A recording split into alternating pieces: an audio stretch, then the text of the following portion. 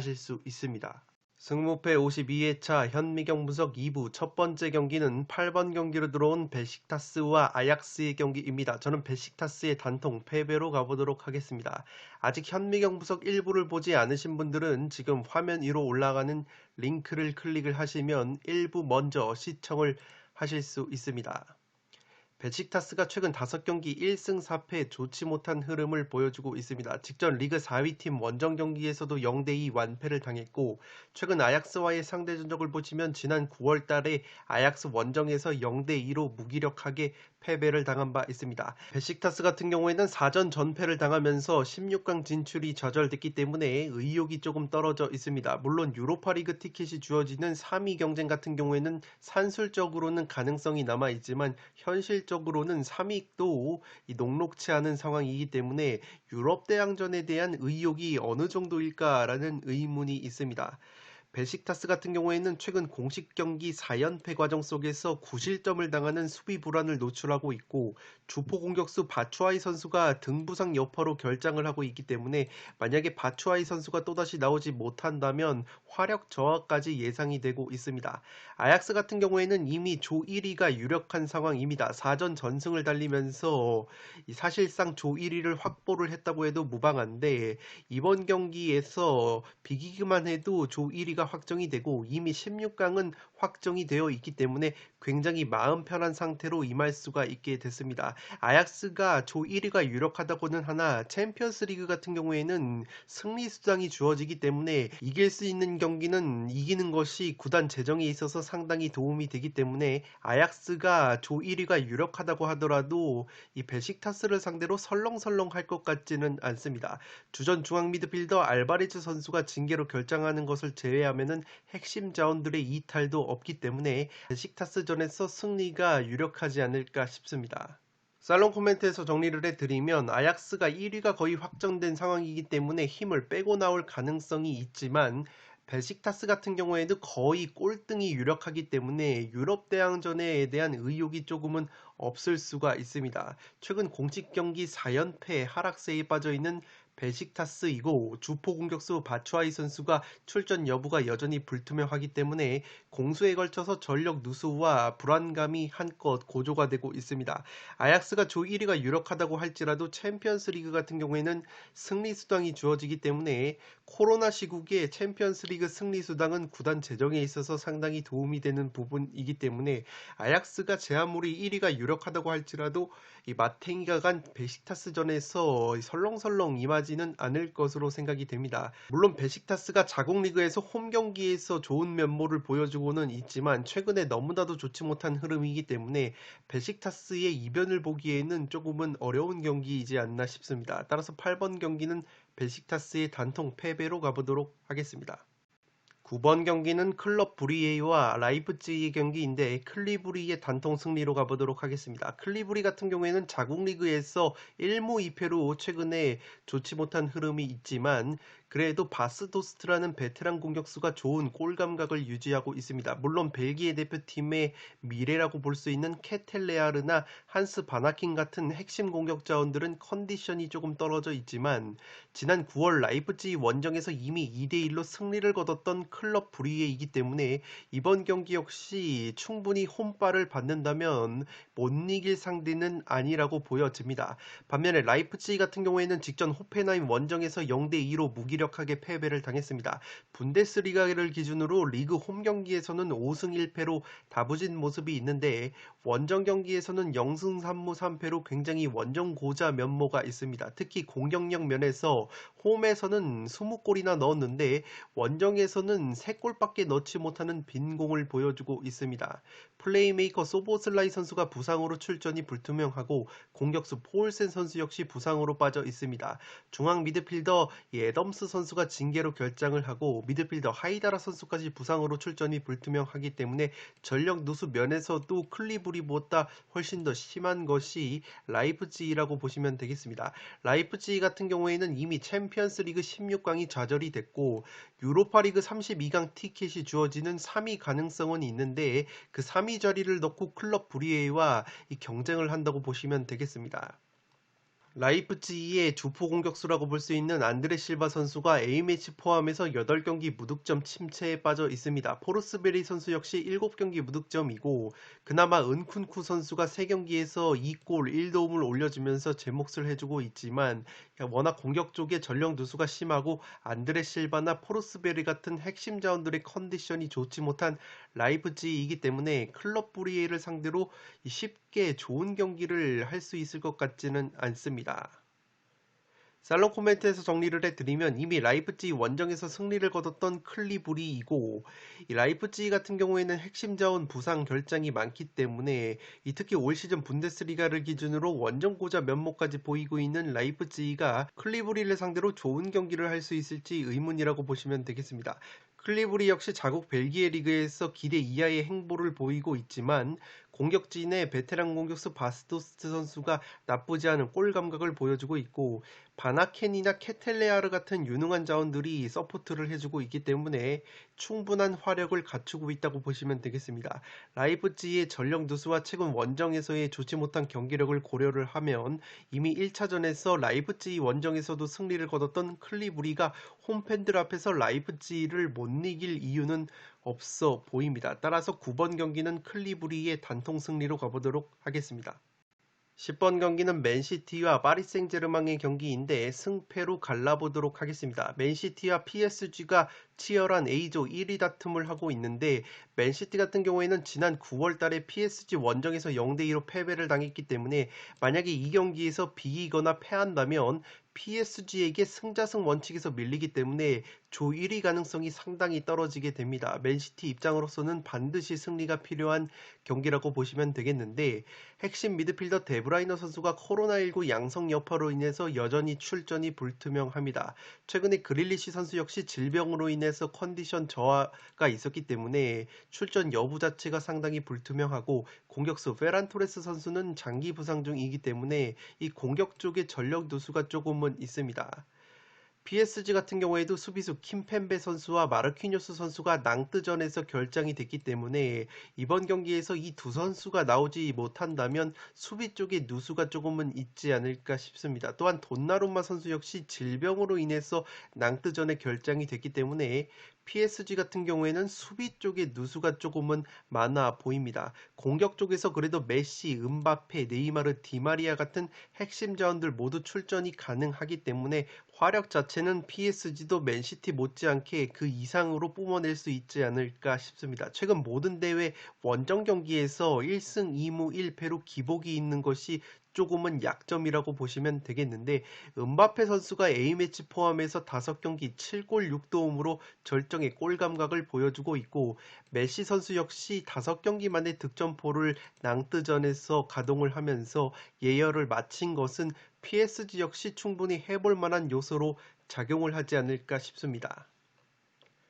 살롱 코멘트에서 정리를 해드리면 양팀 모두에게 기회가 있는 경기라고 생각이 됩니다. 맨시티는 케빈 데브라이너, 그릴리시가 결장을 한다면 화력 누수가 있을 수 있고 파리 생제르맹은 킴펜베, 마르키뇨스가 또다시 나오지 못한다면 수비 쪽에 누수가 예고가 되고 있습니다. 돈나룸마 골키퍼 역시 출전 여부가 불투명하기 때문에 PSG는 역시 공격 쪽에 무게를 실어야 할 것으로 생각이 됩니다.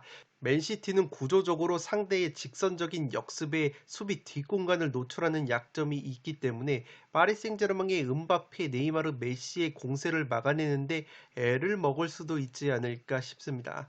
파리 생제르맹은 킴펜베, 마르키뇨스가 모두 출전이 가능해서 수비가 안정화가 된다면 원정에서 맨시티를 상대로 충분히 해볼 만한 경기라고 생각이 됩니다. 반대로 앞서 말씀을 드렸던 수비 쪽의 전력 누수가 그대로 이번 맨시티전에서도 이어진다면 제 아무리 화력 저하가 있다고 하더라도 맨시티 역시 충분히 헐거워진 파리의 수비를 뚫어낼 수 있는 공격력을 보여줄 수 있지 않을까 싶습니다. 이 경기는 조 1위를 위해서 경기에서 반드시 양팀 모두 승리가 필수적이라는 점에서 승패가 갈릴 것 같은 매치이기 때문에 10번 경기는 승패 투폴로 가보도록 하겠습니다. 11번 경기는 아틀레티코 마드리드와 AC 밀란의 경기인데 승무 투폴로 가보도록 하겠습니다. 아틀레티코가 최근에 꾸역승 느낌이 많은데 그래도 오사수나와의 홈경기에서 1대0 승리를 거뒀습니다. 현재 포르투가 승점 5점, 아틀레티코가 승점 4점, AC 밀란이 승점 1점이라서 세 팀 모두 아직까지 2위 가능성이 있습니다. 이 B조에서는 일찌감치 리버풀이 1위를 확정을 지었기 때문에 남은 16강 티켓 한 장을 놓고 이 세 팀이 경쟁을 한다고 보시면 되겠습니다. 지난 9월 달에 밀란 원정에서 극장 페널티킥 골로 2대1 승리를 거둔 바 있는 아틀레티코 마드리드인데 공격 자원인 주앙 펠릭스 선수가 부상으로 빠져 있고 윙백 트리피어 선수 역시 부상 중이기 때문에 공격 쪽에 누수가 조금 있다고 보시면 되겠습니다. 이 고무적인 것은 그래도 그리즈만이라는 주포 공격수가 리버풀전 퇴장 여파로 원래는 2경기 출전 정지 징계를 받았었는데 아틀레티코 마드리드의 항소가 받아들여지면서 AC 밀란전에 출전이 가능해졌습니다. 그리즈만 선수가 출전을 할 수 있다면 아틀레티코가 최전방에서 결정력을 발휘할 수 있을 것으로 보입니다. 최근에 수아레즈 선수가 이 부진한 면이 있기 때문에 그리즈만 선수가 들어올 수 있다는 것은 아틀레티코로서는 천군만마를 얻은 것과 다를 바가 없을 것으로 보입니다. 측면전 카라스코 선수가 최근에 이 측면에서 고군분투하고 있고 AC 밀란 같은 경우에는 직전 피오렌티나 원정에서 3대4로 패배를 당했습니다. 밀란이 올 시즌 수비력이 굉장히 좋았는데 수비수 토모리 선수와 풀백 칼라브리아 그리고 매냥 골키퍼까지 부상 중이기 때문에 수비 쪽에 누수가 조금은 심한 상황에서 피오렌티나에게 무려 4골이나 실점을 했습니다. 물론 질라탄 이브라이모비치 선수가 2골이나 넣어주면서 맹활약을 하긴 했지만 밀란이 챔피언스 리그에서는 아직까지 승리를 거두지 못하면서 무조건 승리를 거둬야 된다고 보시면 되겠는데 포르투를 상대로도 승자승에서 밀리기 때문에 밀란으로서는 반드시 승리를 거둬야 하는 부담감이 있습니다. 살롱 코멘트에서 정리를 해드리면 지난 맞대결에서 AC 밀란의 공격수 질라탄 선수가 부상으로 결장을 했지만 이번에는 출전이 가능하다는 점에서 밀란으로서는 질라탄 이브라이모비치의 결정력에 기대를 걸어야 할 것으로 보입니다. 아틀레티코는 그리즈만 선수의 징계 결장이 한 경기가 줄어들면서 AC 밀란전에 출전이 가능해진 것은 굉장히 고무적이라고 할 수 있겠고 밀란이 무조건 승리를 거둬야 하기 때문에 적극적인 경기 운영이 불가피할 것으로 보입니다. 따라서 수비 쪽에 누수가 큰 밀란이 수비 밸런스를 깨면서 적극적인 운영을 무리해서 한다면 아틀레티코가 출전이 가능한 그리즈만을 필두로 효율적인 역습을 전개하면서 득점을 할 가능성이 조금은 있어 보입니다. 다만 제가 무승부까지 가져가는 이유는 최근 아틀레티코 마드리드의 경기력이 시원치 않다는 점이 리스크로 작용을 할 가능성이 높아 보이고 AC 밀란의 수비 쪽 공백을 고려하면 아틀레티코 마드리드 특유의 꾸역승이 나올 가능성이 높아 보이는데 최근에 아틀레티코 마드리드 역시 경기력이 시원치 않기 때문에 꾸역 무승부 느낌도 나는 매치이지 않나 싶습니다. 따라서 11번 경기는 승무 투폴로 가보도록 하겠습니다. 12번 경기는 리버풀과 포르투의 경기인데 리버풀의 단통 승리로 가보도록 하겠습니다. 폴더스의 여유가 있으신 분들은 무승부 정도를 바치면서 이 이변을 노려보실 것을 추천드리도록 하겠습니다. 리버풀이 조 1위를 확정을 지었기 때문에 이번 경기에서 힘을 빼고 나올 가능성이 있습니다. 따라서 이 포르투도 승점 획득의 기회가 있을 것으로 생각이 됩니다. 포르투는 지난 9월 달에 리버풀과의 홈 경기에서 1대5로 대패를 당했던 이 수모가 있기 때문에 그러한 서력전 느낌도 있고 왼쪽 측면의 디아즈 선수와 오른쪽 측면의 오타비오 선수가 최근에 나쁘지 않은 컨디션을 보여주고 있습니다. 주포 공격수 타레미 선수 역시 나쁘지 않은 컨디션을 보여주고 있기 때문에 포르투로서는 지금 AC 밀란 그리고 아틀레티코 마드리드와 치열한 2위 경쟁을 펼치고 있다는 점에서 리버풀 원정에서 최소 1점 정도는 따가야 마지막 경기 결과에 따라서 챔피언스리그 16강 진출 가능성을 높일 수가 있습니다. 마지막 경기에서 아틀레티코와 홈 경기 단두대 매치를 치르기 때문에 포르투 입장으로서는 1위를 확정한 리버풀을 상대로 원정에서 승점 1점 정도만 따내도 굉장히 성공적인 경기이지 않나 싶습니다. 살롱 코멘트에서 정리를 해드리면 이미 조 1위를 확보한 리버풀이기 때문에 대대적인 백업 자원들이 들어오면 변수가 충분히 있는 경기라고 생각이 됩니다. 포르투가 치열한 2위 경쟁을 펼치고 있기 때문에 승점 1점이라도 벌어가야 하는 운영을 해야 할 것으로 보이고, 리버풀이 아무리 조 1위를 확정을 했다고 하더라도 홈 경기인데다가 백업 자원들의 퀄리티와 의욕이 상당하기 때문에 그래도 리버풀의 승리 가능성이 조금은 높아 보이지 않나 싶습니다. 아약스 경기를 설명을 드리면서 챔피언스리그 승리 시 승리 수당이 주어진다고 말씀을 드렸기 때문에 홈 경기라는 점과 리버풀의 클롭 감독이 주전 공격 자원 중에서 마네나 살라 둘 중 한 명 정도만 선발로 기용을 하더라도 충분한 화력을 자랑할 수 있지 않을까 싶습니다. 리버풀의 근소한 승리나 최대치로는 리버풀의 로테이션에 따른 전력 누수를 고려를 해서 무승부 정도가 합리적인 이변 매치이지 않나 싶습니다. 따라서 저는 리버풀의 단통 승리로 가는데, 폴더스의 여유가 있으시다면 과감하게 이변을 노려볼 만한 매치이지 않나 싶습니다. 13번 경기는 스포르팅과 도르트문트의 경기인데 스포르팅의 단통 승리로 가보도록 하겠습니다. 스포르팅이 공식 경기 9연승의 상승세를 타고 있고 포르투갈 리그 최고 짠물 수비를 자랑할 정도로 탄탄한 수비력을 과시하고 있습니다. 9월 달에 도르트문트 원정에서 0대1로 패배를 당한 바 있는데 당시에는 핵심 미드필더인 페드루 곤살베스 선수가 결장을 했기 때문에 이번 경기는 출전이 가능하다는 점에서 공격 쪽에서 탄력을 받을 가능성이 있어 보입니다. 아약스가 조 1위가 유력한 가운데 도르트문트와 치열한 2위 경쟁을 펼치고 있는 스포르팅입니다. 지금 승점이 6점으로 동일하기 때문에 이번 경기에서 승리를 거두는 팀이 조 2위 가능성이 높아진다고 보시면 되겠습니다.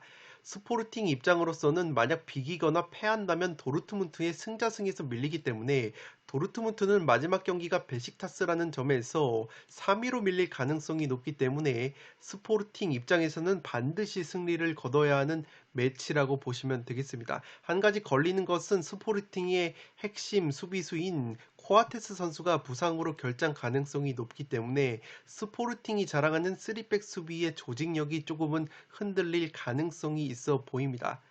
도르트문트 같은 경우에는 직전 슈투트가르트전에서 2대1로 승리를 거두긴 했는데 조금은 진땀승이었고, 분데스리가에서 원정 경기에서 2승 0무 3패로 홈에서 7승 0패에 다부진 모습보다는 확실히 원정에서 경기력이 떨어지는 약점이 있습니다. 또한 공격 쪽에 홀란드 선수가 장기 부상 중에 있고 레이나 선수가 부상, 토르강 아자르 선수가 코로나19 양성에 빠지면서 공격 쪽의 누수가 굉장히 심합니다. 여기에 핵심 수비수 홈멜스 선수가 징계로 나서지 못하기 때문에 공수에 걸쳐서 전력 누수가 심한 돌문이 원정 고자 면모까지 겹친다면 이 스포르팅을 상대로 쉽게 승점을 따내기에는 어렵지 않을까 싶습니다. 그나마 베테랑 공격수 마르코 로이스 선수가 최근 A매치 포함해서 4경기 연속골로 좋은 컨디션을 보여주고 있고, 지난 스포르팅전에서 결승골을 넣었던 젊은 공격수 말런 선수가 직전 슈투트가르트전에서 오랜만에 득점포를 가동한 것은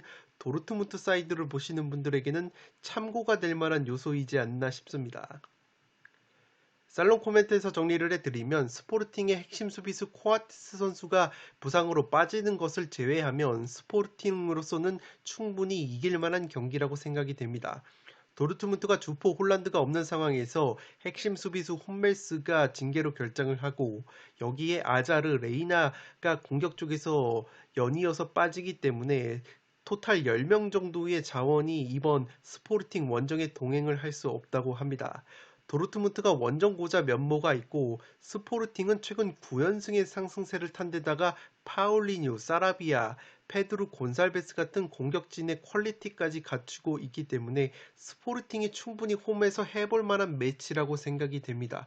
다만 돌무는 지난 1차전 맞대결에서 득점을 했던 공격수 말런 선수가 직전 슈투트가르트전에서 오랜만에 골맛을 봤고 베테랑 공격수 로이스 선수의 컨디션이 좋다는 점이 있기 때문에 도르트문트 사이드를 노리실 분들은 로이스 선수와 말런 선수의 활약을 기대를 걸어야 하실 것으로 생각이 됩니다. 따라서 저는 13번 경기는 스포르팅의 단통 승리로 과감하게 가보도록 하겠습니다.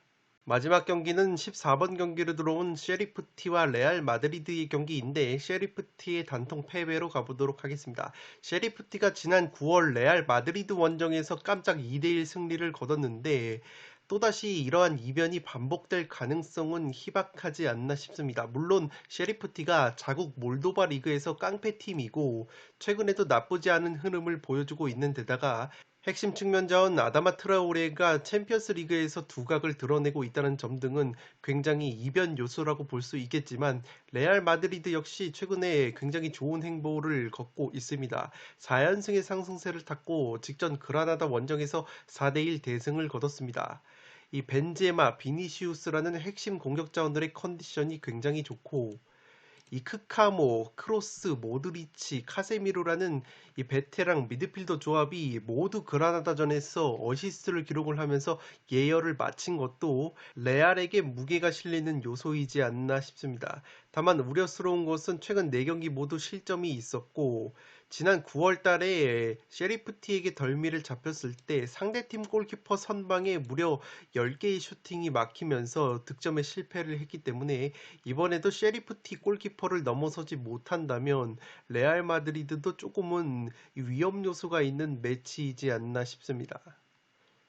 살롱 코멘트에서 정리를 해드리면 지난 홈 경기에서 셰리프티에게 충격의 1대2 패배를 당했던 레알 마드리드입니다. 레알이 현재 조 1위를 달리고 있는데 2위인 인테르와 승점 2점 차, 3위인 셰리프티와는 3점 차이밖에 나지 않기 때문에 반드시 조 1위를 사수하기 위해서는 이번 경기에서 승리를 거두는 게 중요하다고 보시면 되겠습니다. 레알이 셰리프티에게 1차전에 패배를 당했지만 어디까지나 셰리프티 골키퍼에 미친 선방쇼가 있었기 때문에 그러한 선방쇼가 다시 재현이 되지 않는다면 최근에 벤제마나 비니시우스 그리고 아센시오까지 득점포를 가동한 레알의 막강한 공격력을 셰리프티가 한 번 더 막아내기에는 굉장히 버겁지 않을까 싶습니다. 또한 베테랑 중원 조합인 크로스, 카세미루, 모드리치의 컨디션도 좋기 때문에 레알이 충분히 화력적으로 압도를 할 수 있지 않을까 싶습니다. 지난 1차전에는 레알이 조금 방심한 면이 있었고 셰리프티의 체급이 생각보다 강하다는 점을 지금은 충분히 인지를 하고 있기 때문에 레알이 챔스 DNA를 발휘를 해준다면 챔피언스 리그 경험이 생소한 이 셰리프티의 돌풍이 여기서 멈출 가능성이 있지 않을까 싶습니다. 따라서 셰리프티와 레알 마드리드의 경기는 셰리프티의 단통 패배로 가보도록 하겠습니다. 네, 이것으로 19억 5천만 원이 유월된 승무패 52회차 현미경 분석 1부와 2부 모두 마치도록 하겠습니다. 분석과 자료 취합 시간이 굉장히 짧았음에도 불구하고 워낙에 많은 금액이 이월이 됐기 때문에 조금은 도움이 될 만한 자료를 찾다 보니까 업로드 시간이 늦어진 점은 구독자 여러분들께서 넓은 마음으로 양해를 해 주시기 바랍니다. 영상이 도움이 되셨다면 좋아요와 구독 버튼을 눌러주시면 풋볼살롱 채널에 크나큰 힘이 됩니다. 구독 버튼 옆에 종 모양의 알림 설정을 해주시면 그 누구보다 빠르게 양질의 축구 승무패 포르투 관련 분석 컨텐츠를 만나보실 수 있습니다. 지금까지 풋볼살롱이었습니다. 감사합니다.